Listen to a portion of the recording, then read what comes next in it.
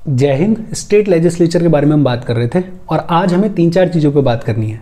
एक तो duration of both the houses, legislative assembly और लेजिस्लेटिव काउंसिल, दोनों हाउसेस का ड्यूरेशन कितना होता है उसके बारे में बात करेंगे।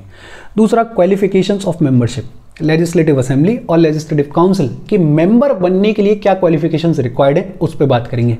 तीसरा, डिस्क्वालिफिकेशंस, किन ग्राउंड्स पर मेंबर्स को डिस्क्वालीफाई किया जा सकता है उसके बारे में पढ़ेंगे। और finally, disqualifications on grounds of defection, defection दल बदल के ऐसे कौन से ग्राउंड्स हैं जिनके बेसिस पर मेंबर्स को डिस्क्वालीफाई किया जा सकता है, उनके बारे में भी जानेंगे। आगे बढ़ने से पहले please like the video, share कर दो और चैनल को सब्सक्राइब कर लो। देखो, सबसे पहली चीज़ हम बात कर रहे हैं लेजिस्लेटिव असेंबली के ड्यूरेशन के बारे में। और लेजिस्लेटिव असेंबली को अगर सेंटर में किसी बॉडी से कंपेयर किया जा सकता है तो वो है लोकसभा। इसके बारे में अपन ने पिछले सेशन में भी बात की थी। स्टेट में लेजिस्लेटिव असेंबली और सेंटर में लोकसभा लगभग सेम फंक्शन करती है। लेजिस्लेटिव असेंबली का नॉर्मल ड्यूरेशन होता है 5 साल का, 5 years from the date of its first meeting after general election. एक बार इलेक्शन हुआ, लेजिस्लेटिव असेंबली बनी, नॉर्मली वो रहती है 5 साल तक, और जब 5 साल कंप्लीट हो जाते हैं तो लेजिस्लेटिव असेंबली ऑटोमेटिकली डिसॉल्व हो जाती है और फिर दोबारा से फ्रेश इलेक्शंस होते हैं और दोबारा से नई लेजिस्लेटिव असेंबली का गठन होता है।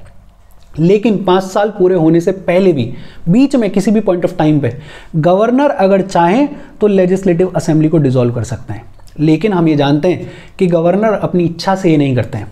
आर्ग्यूमेंट बेसिक ये है कि जब तक लेजिस्लेटिव असेंबली में सरकार को मेजॉरिटी सपोर्ट है तब तक गवर्नर कोई छेड़खानी नहीं करेंगे। जिस पॉइंट ऑफ टाइम पे मेजॉरिटी सपोर्ट गया उस पॉइंट ऑफ टाइम पे लेजिस्लेटिव असेंबली को डिसॉल्व कर दिया जाएगा बाय दी गवर्नर। या फिर दूसरा सिचुएशन भी है कि चीफ मिनिस्टर खुद गवर्नर को ये एडवाइस करें, गवर्नर को ये बोलें कि लेजिस्लेटिव असेंबली को डिसॉल्व कर दिया जाए, तो गवर्नर लेजिस्लेटिव असेंबली को डिसॉल्व कर देंगे इररिस्पेक्टिव ऑफ कि 5 साल पूरे हुए या नहीं हुए। अच्छा, इसके अलावा अपन ने इमरजेंसी के बारे में पढ़ा हुआ है, नेशनल इमरजेंसी बहुत ढंग से पढ़ा है। और नेशनल इमरजेंसी के दौरान लेजिस्लेटिव असेंबली के टर्म को एक्सटेंड किया जा सकता है by 1 year at a time. कितनी भी बार एक्सटेंड कर सकते हैं, लेकिन हर बार 1 साल के लिए करेंगे ड्यूरिंग नेशनल इमरजेंसी। लेकिन बड़ी इंपॉर्टेंट चीज कि जिस पॉइंट ऑफ टाइम पे इमरजेंसी सीज करती है, इमरजेंसी खत्म होती है, उसके 6 महीने के बियॉन्ड इस एक्सटेंशन को कंटिन्यू नहीं किया जा सकता। 6 महीने के बाद री इलेक्शन करवाना ही करवाना पड़ेगा और नई लेजिस्लेटिव असेंबली का गठन करना ही करना पड़ेगा। Basically, the extension cannot continue beyond 6 months after the emergency ceases. और ये सारी बातचीत लोकसभा के कॉन्टेक्स्ट में भी ट्रू है। फर्क सिर्फ इतना है कि यहाँ पे गवर्नर है और वहाँ पे आ जाते हैं प्रेसिडेंट। बाकी सारी बातचीत सेम है। नॉर्मल टर्म 5 साल का होता है from the date of its first meeting after general election. 5 साल खत्म हो गए तो ऑटोमेटिकली डिसॉल्व हो जाती है। बीच में किसी भी पॉइंट ऑफ टाइम पे लेजिस्लेटिव असेंबली को गवर्नर डिसॉल्व कर सकते हैं। 2 सिनेरियोज अपन ने देख लिए। नेशनल इमरजेंसी के दौरान लेजिस्लेटिव असेंबली के टर्म को एक्सटेंड किया जा सकता है by 1 year at a time. लेकिन जिस पॉइंट ऑफ टाइम पे इमरजेंसी खत्म होती है, सीज होती है, उसके 6 महीने के बियॉन्ड इस एक्सटेंशन को कंटिन्यू नहीं किया जा सकता। फिर बात आती है लेजिस्लेटिव काउंसिल के ड्यूरेशन के बारे में। और सेंटर में अगर लेजिस्लेटिव काउंसिल को किसी बॉडी से कंपेयर करना है तो वो कौन सी होती है? राज्यसभा। राज्यसभा परमानेंट चैम्बर होता है। वैसे ही legislative council is a continuing chamber, is a permanent body. Basically legislative council किसी भी पॉइंट ऑफ टाइम पे डिसॉल्व नहीं होती है।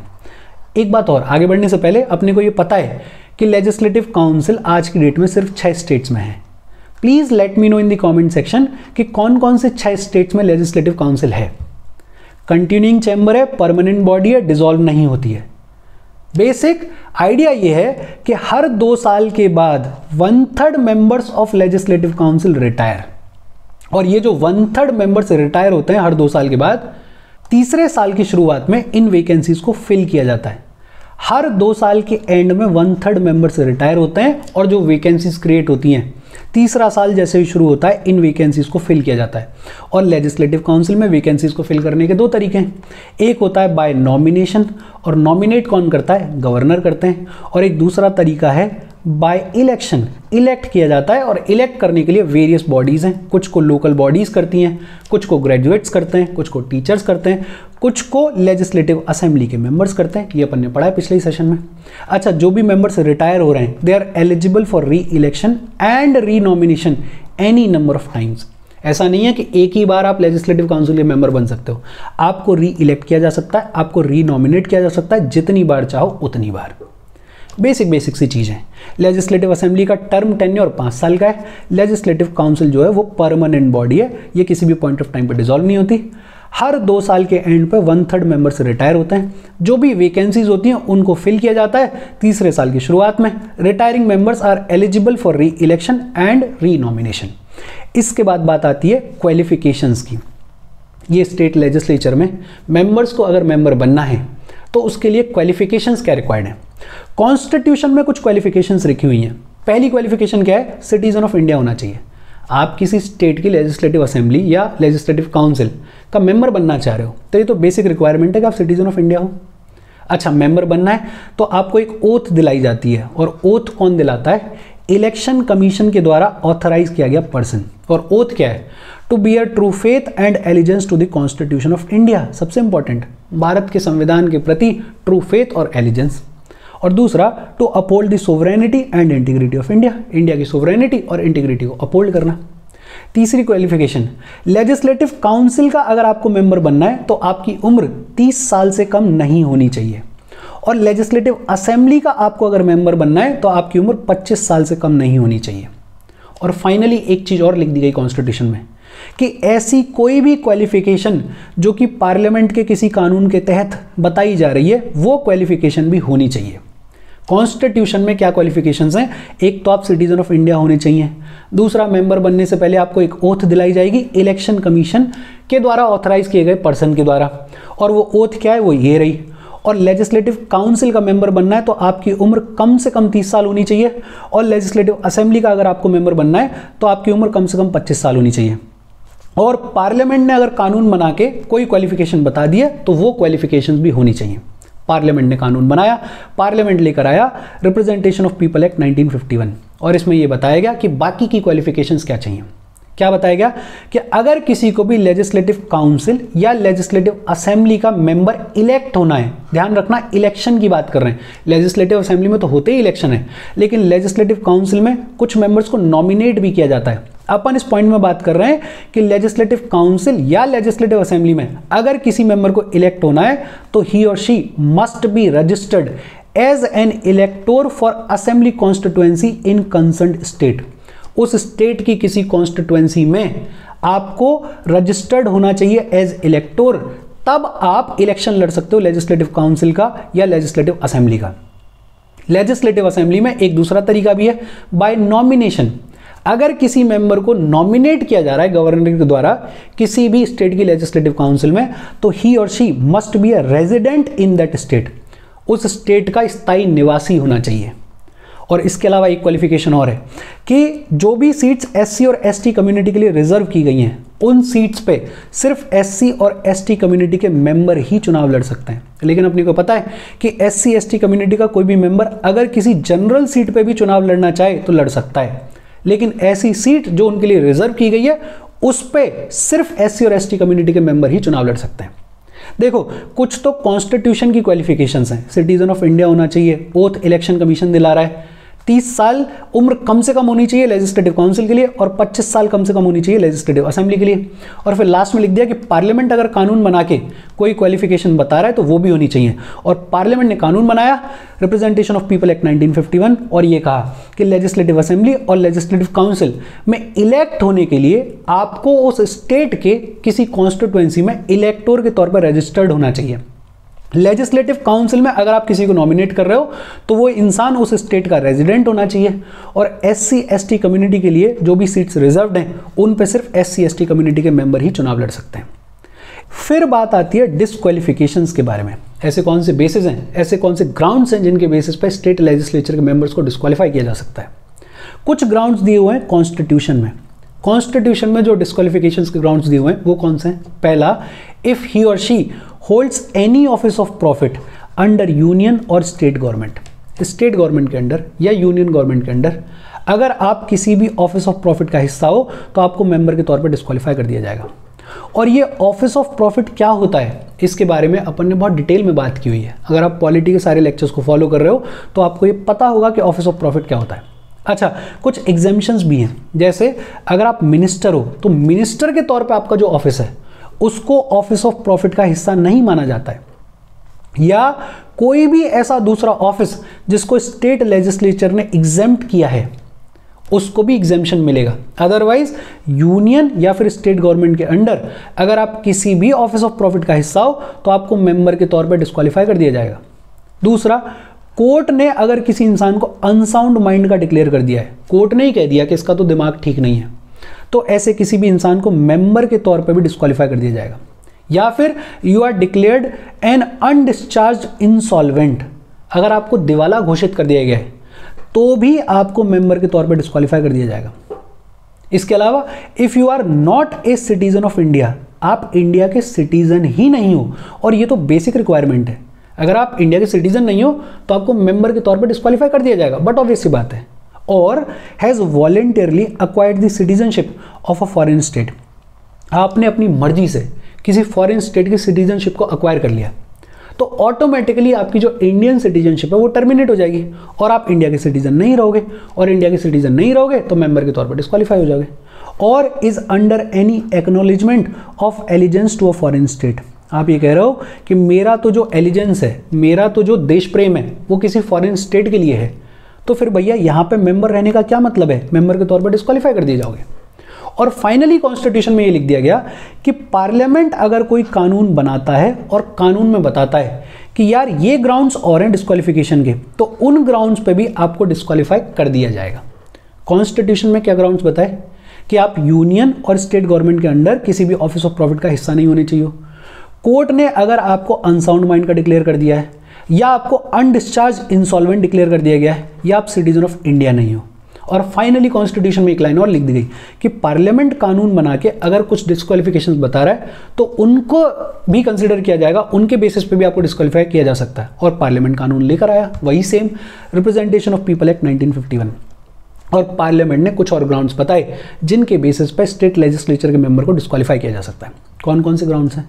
ही और she must not have been found guilty of certain election offences और corrupt practices in the election, election के दौरान किसी करप्ट प्रैक्टिस या फिर किसी इलेक्शन ऑफेंस का आप हिस्सा नहीं होने चाहिए, उसके लिए आपको गिल्टी नहीं ठहराया जाना चाहिए।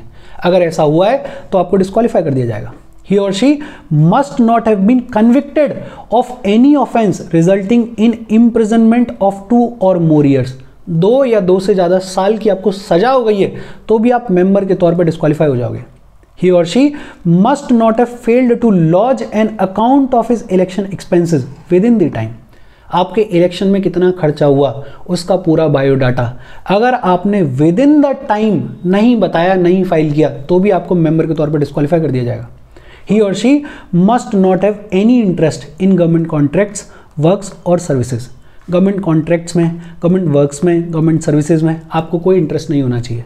भाई आप सरकार में हो, अगर आप अपनी पावर्स का मिसयूज़ करने लगे तो फिर तो आप गवर्नमेंट कॉन्ट्रैक्ट्स का खूब मिसयूज़ करोगे, गवर्नमेंट वर्क्स का खूब मिसयूज़ करोगे। उसको प्रिवेंट करने के लिए ये कहा गया। He or she must not be a director or managing agent nor hold an office of profit in a corporation in which government has at least 25% share। ऐसी कोई भी कॉरपोरेशन जहां गवर्नमेंट का कम से कम 25% शेयर है, वहां पे आप मैनेजिंग एजेंट नहीं हो सकते हो, वहां पे आप डायरेक्टर नहीं हो सकते हो, बिकॉज आप इलेक्टेड हो, आप लेजिस्लेटिव असेंबली या लेजिस्लेटिव काउंसिल के मेंबर हो, आपके पास में बहुत सारी पावर्स हैं, और अगर आप किसी कॉरपोरेशन के डायरेक्टर हो तो आप उस पावर को मिसयूज कर सकते हो। उसको प्रिवेंट करने के लिए डाला गया। इसके अलावा आरपीए क्या कह रहा है? He or she must not have been dismissed from government services for corruption or disloyalty to the state। आप किसी गवर्नमेंट सर्विस का हिस्सा थे और आपको करप्शन के ग्राउंड्स पे या डिसलॉयल्टी टू द स्टेट के ग्राउंड्स पे डिसमिस कर दिया गया है, तो भी आप मेंबर के तौर पे डिस्क्वालीफाई हो जाओगे, मेंबर बन ही नहीं सकते हो। इसके अलावा he or she must not have been convicted for promoting enmity between different groups और for an offence of bribe, आप रिश्वत लेते हुए पकड़े गए, उसके लिए आपको गिल्टी ठहरा दिया गया, या आप डिफरेंट ग्रुप्स के बीच में एनिमिटी, दुश्मनी प्रमोट कर रहे थे, उसके लिए आपको कन्विक्ट कर दिया गया, तो भी आप मेंबर के तौर पर डिस्क्वालीफाई हो जाओगे। He or she must not have been punished for preaching and practicing social crimes such as untouchability, dowry, sati, कोई भी ऐसा इंसान जो सोशल क्राइम्स जैसे अनटचेबिलिटी को प्रैक्टिस करता है, डाउरी को प्रैक्टिस करता है, सती को प्रैक्टिस करता है, प्रीच करता है, ऐसे भी किसी इंसान को मेंबर नहीं बनाया जा सकता। अच्छा, कभी भी डिस्क्वालिफिकेशन से रिलेटेड कोई भी क्वेश्चन खड़ा होगा कि इस मेंबर को डिस्क्वालीफाई करना चाहिए नहीं करना चाहिए, तो डिसीजन कौन लेगा? गवर्नर डिसीजन लेंगे। ये इंपॉर्टेंट है, गवर्नर डिसीजन लेंगे, लेकिन गवर्नर इलेक्शन कमीशन का ओपिनियन मांगेंगे, बट इलेक्शन कमीशन जो भी ओपिनियन देगा वो गवर्नर के ऊपर बाइंडिंग नहीं होगा। अच्छा, एक चीज़ और ध्यान रखना, ये जो अपन डिस्क्वालिफिकेशंस की बात कर रहे हैं ये एग्जैक्टली सेम अप्लाई होती हैं सेंटर के कॉन्टेक्स्ट में, बस एक चीज़ चेंज हो जाती है कि जब सेंटर में डिस्क्वालिफिकेशन का क्वेश्चन खड़ा होता है तो वहां पे डिसाइड कौन करता है? वहां पे डिसाइड करते हैं प्रेसिडेंट। ये सारी बातचीत अपन ने सेंटर के टाइम पे की हुई है। डिस्क्वालिफिकेशन होपफुली समझ में आई होगी। इसके बाद एक टॉपिक और है, disqualification on ground of defection. Defection, दल बदल के ऐसे कौन से ग्राउंड्स हैं जिनके बेसिस पे स्टेट लेजिस्लेचर के मेंबर्स को डिस्क्वालीफाई किया जा सकता है, और ये सेम ग्राउंड्स अप्लाई होते हैं सेंटर के कॉन्टेक्स्ट में, अपन ने पढ़े हुए हैं एग्जैक्टली सेम। एक बार और देख लेते हैं। 10th शेड्यूल में बात की गई है डिफेक्शन के ग्राउंड्स के बारे में, मतलब डिफेक्शन या दल बदल के चलते ऐसे कौन से ग्राउंड्स हैं जिनके बेसिस पे मेंबर्स को डिस्क्वालीफाई किया जा सकता है। पहला ग्राउंड क्या है? Elected member voluntarily gives up his membership of the political party. कोई मेंबर जिस पॉलिटिकल पार्टी के टिकट पे जीत के आया है उस पॉलिटिकल पार्टी की मेंबरशिप को ही गिव अप कर देता है तो उसको डिफेक्शन के ग्राउंड्स पर डिस्क्वालीफाई कर दिया जाएगा। If he or she votes or abstains from voting in the house contrary to any direction given by his political party। कोई मुद्दा है A और पॉलिटिकल पार्टी ने डायरेक्शन इशू की कि भाई साहब हम इसके फेवर में वोट करेंगे, और कोई ऐसा मेंबर है जो कि उस पॉलिटिकल पार्टी के टिकट पे जीत के आया है और उसने इस ए मुद्दे पे या तो अगेंस्ट में वोट कर दिया या वोट किया ही नहीं, मतलब पॉलिटिकल पार्टी ने जो डायरेक्शन इशू की थी उसके अगेंस्ट में चला गया, तो भी उस मेंबर को डिफेक्शन के ग्राउंड्स पर डिस्क्वालीफाई कर दिया जाएगा।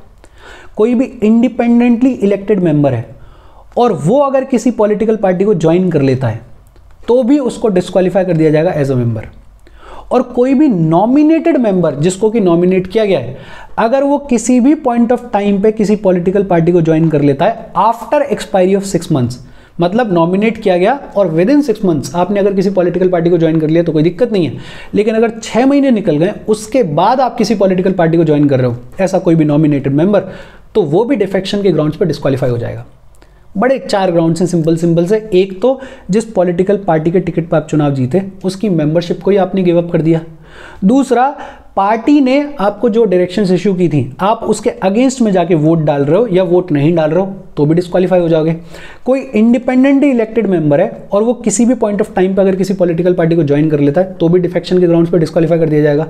और नॉमिनेटेड मेंबर अगर 6 महीने में किसी पॉलिटिकल पार्टी को ज्वाइन कर ले तो कोई दिक्कत नहीं है, लेकिन 6 महीने एक्सपायर होने के बाद अगर किसी पॉलिटिकल पार्टी को ज्वाइन कर रहा है तो डिफेक्शन के ग्राउंड्स पर उसको डिस्क्वालीफाई कर दिया जाएगा।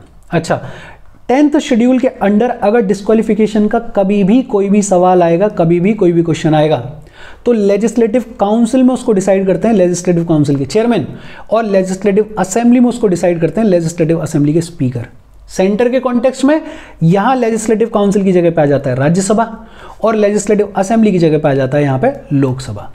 अच्छा, एक केस बड़ा फेमस अपन ने पढ़ा है कि होलोहन केस 1992, और इस केस में सुप्रीम कोर्ट ने यह कहा कि ये जो चेयरमैन का स्पीकर का डिसीजन है डिफेक्शन के ग्राउंड्स पर जब डिस्क्वालीफाई करने की बात आती है तो it is subjected to judicial review. ऐसा आर्बिट्री नहीं है कि ये चेयरमैन अपनी मर्जी से कुछ भी बोले और डिस्क्वालीफाई कर दे, या ये स्पीकर अपनी मर्जी से कुछ भी बोले और डिस्क्वालीफाई कर दे। जुडिशियली रिव्यू किया जा सकता है, ये सुप्रीम कोर्ट ने कह दिया कि होलोहन केस 1992 में। और ये बेसिक बातचीत आज की अपनी होपफुली सारी समझ में आई होगी।